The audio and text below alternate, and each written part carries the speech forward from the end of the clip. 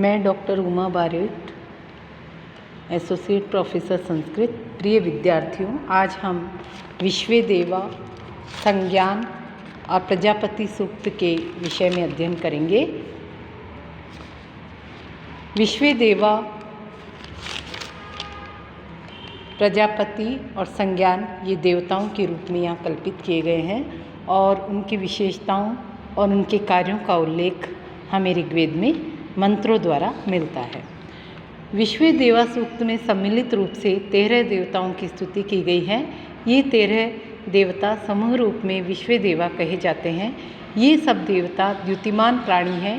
इनकी मानवाकृति की कल्पना की गई है।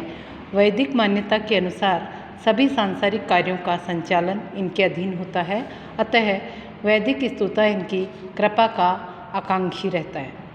विश्वेदेवा के अंतर्गत जो देवता हैं उनके अधीन अन्य देवता भी हैं, अतः ये देवगणों के अधिपति के रूप में अपनी भूमिका का निर्वहन करते हैं। वैदिक बहुदेववाद का संगठित व्यवस्थापन विश्वेदेवा के रूप में देखने को मिलता है। विश्वेदेवा में एक देवता के अनेक रूपों में प्रवर्तित होने की विशेषता भी गाई गई है।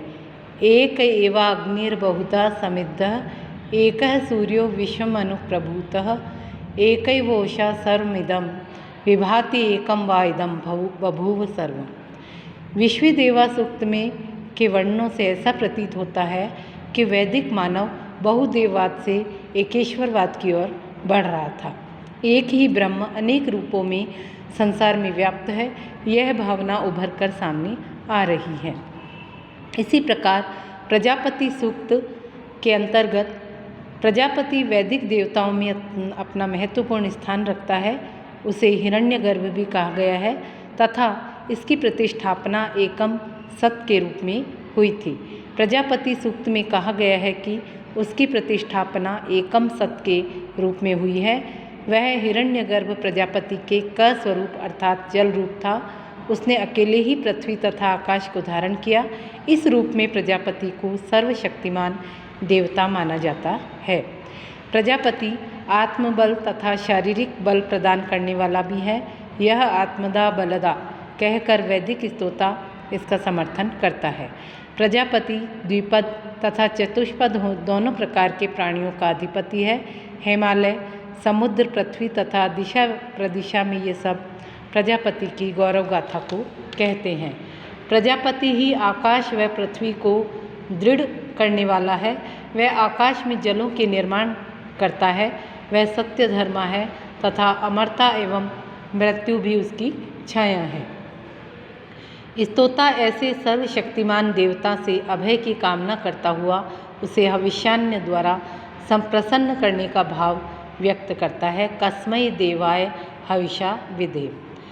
इसी प्रकार संज्ञान सूक्त में संज्ञान एक भावात्मक देवता है। संज्ञान सूक्त के चारों मंत्रों में मानव मन में सद्भाव के उदय की कामना व्यक्त की गई है। यह सद्भाव की संज्ञान है, वह भाव स्वरूप है तथा मन में तथा बुद्धि में अधिष्ठित रहता है। अग्नि देवता संज्ञान का प्रेरक है, अतः मानव मन में संज्ञान के उदय हेतु अग्नि से कामना की गई है। संसमिद्युवसे वृषन् अग्नि विश्वान्यर्या इडास्पदे समिध्यसे सैनो वसुन्याभर। संज्ञान की प्रवृत्ति सामनस्य, सौहार्द, समदृष्टि, संगठन तथा राष्ट्रीय एकता के रूप में बतलाई गई है। पारस्परिक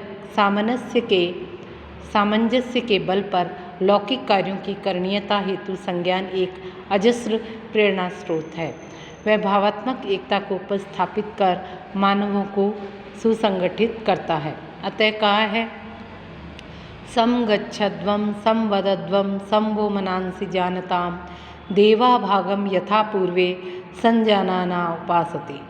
संज्ञान के अंतर्गत वैदिक स्तोता सभी प्राणियों में एक विचार, एक मन, एक बुद्धि, एक समान प्रवृत्ति हो, सबके संकल्प एक हो, सब मिलकर एक स्थान पर रहें तथा एकता के सूत्र में बंधकर कार्य कर सके ऐसी कामना करता है।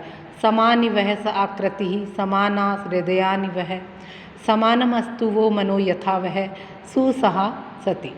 इस प्रकार से वैदिक देवताओं के विषय में जो भी ऋग्वेद में विशेष रूप से उनके कार्य, उनकी विशेषताएं, उनका वर्णन हमने आज इसका अध्ययन किया।